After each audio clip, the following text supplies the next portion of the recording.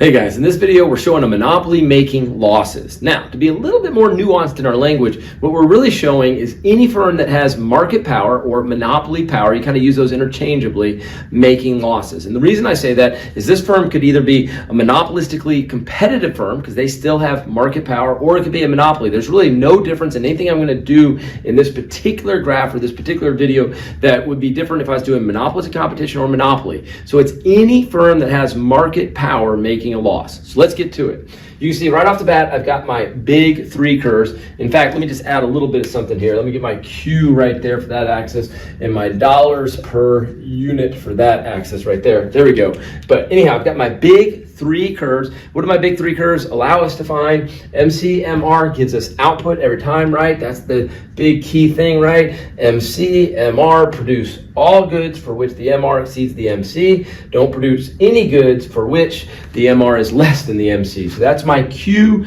Once I have my Q, I can find my P. So I want to figure out the highest price this firm can charge and still sell this level of output. What gives me that is the demand curve. So I take that Q straight up to the demand curve. There it is. That's my P. Now I want to show losses, okay? Just make sure we're clear. The big three gives you P and Q. If you want to show losses or profits, you need the fourth curve. The fourth curve is ATC. That's right. You always need ATC if you want to show profit or loss. If you want to show losses, I need ATC.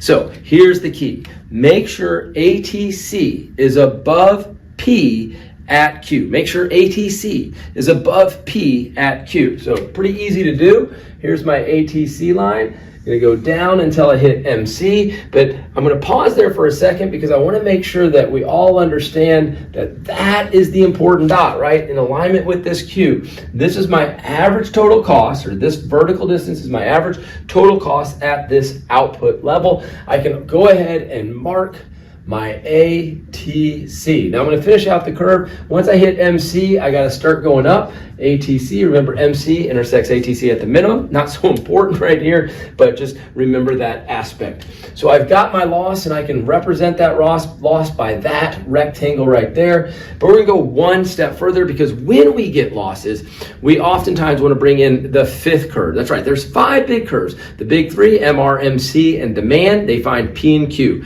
The fourth one is ATC. You need ATC for profit and loss. If you're making losses, you could use the fifth curve, which is AVC. We are making losses. AVC comes in, and what we need that for is to see if we will operate or shut down in the short run. Will we operate or shut down in the short run?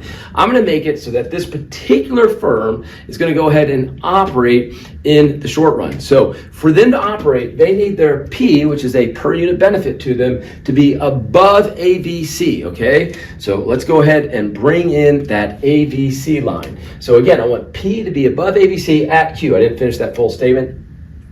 P to be above AVC at Q. So here we go down.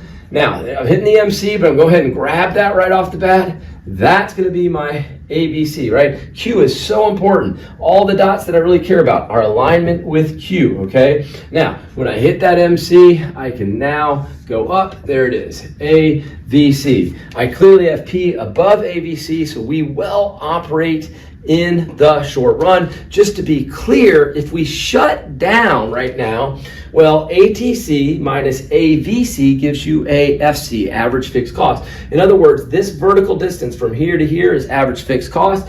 You take that times your Q, that gives you this rectangle right there. That would be your fixed cost. That means that this rectangle is the losses if you shut down. Those would be your losses. But since P is above AVC at Q, we should operate because look what our losses are going to be. If we operate, our losses will only be that particular rectangle right there. So absolutely, we want to minimize our losses. Since P is above AVC, go ahead and operate. Again, this is a monopoly. They are incurring a loss, but they're going to operate in the short run. Hope that made sense to you. We'll see you in the next video.